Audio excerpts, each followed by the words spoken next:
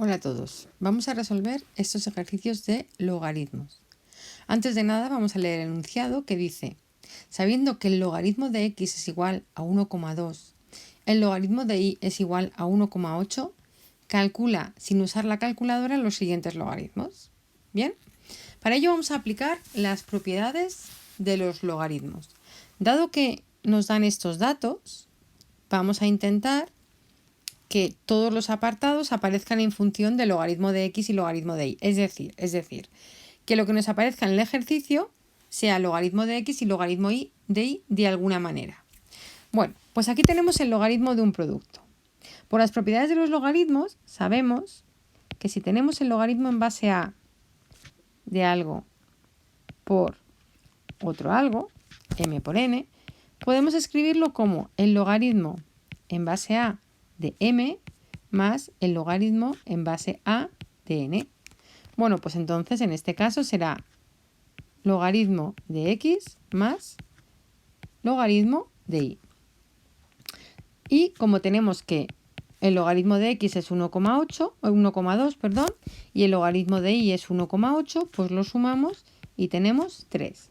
¿Veis? Entonces hemos sido capaces de calcular el logaritmo de x por y sabiendo cuánto valía el logaritmo de x y el logaritmo de y.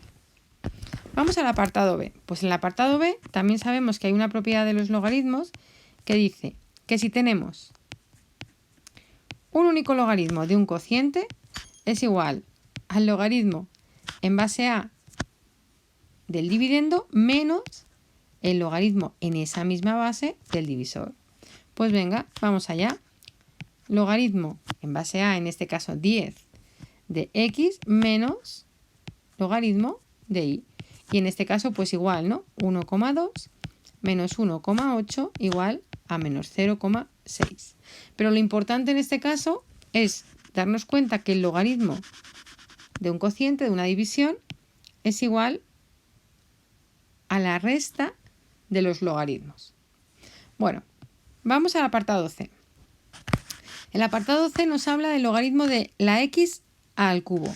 Y sabemos por una propiedad de los logaritmos que el logaritmo en base a de una expresión elevada a un exponente también se puede escribir como el exponente por el logaritmo en base a de la base de esa potencia. Pues entonces en este caso podemos decir que esto es exponente por el logaritmo de la base. Y dados los datos que nos daban, pues 3 por el logaritmo de x, que es 1,2, tenemos que esto es 3,6. Pero repito, en este caso lo más importante es ser capaces de darnos cuenta de que el logaritmo de una potencia es igual al exponente por el logaritmo de la base. Bien, seguimos. Apartado D. Pues apartado D lo podemos escribir de otra forma distinta. Podemos decir que el logaritmo de la raíz cuadrada de x es como el logaritmo de x elevado a un medio, ¿verdad? Y en este caso, podemos utilizar la propiedad que habíamos dicho en el apartado anterior, aquí abajo en el apartado C. Por lo tanto, tenemos que esto lo podemos escribir como el exponente por el logaritmo de la base.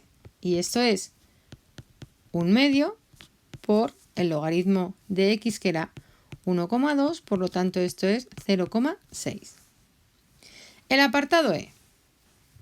Vamos a expresar de nuevo esta raíz como una potencia de exponente fraccionario.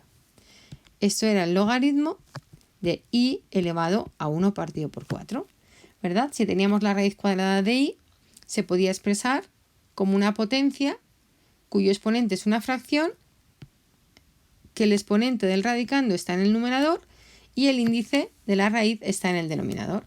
Y ahora ya podemos de nuevo utilizar la misma propiedad del apartado C. Esto es igual a 1/4 por el logaritmo de y.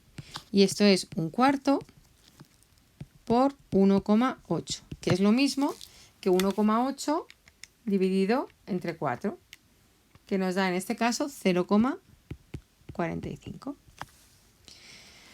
El apartado F. Pues en el apartado F tenemos un producto, ¿verdad? Pues vamos a aplicar la propiedad que habíamos analizado en el apartado A. Ojo, estamos aquí en el apartado A. ¿Vale? Tenemos un producto. Por lo tanto, esto será logaritmo de x al cuadrado más logaritmo de y. ¿Sí?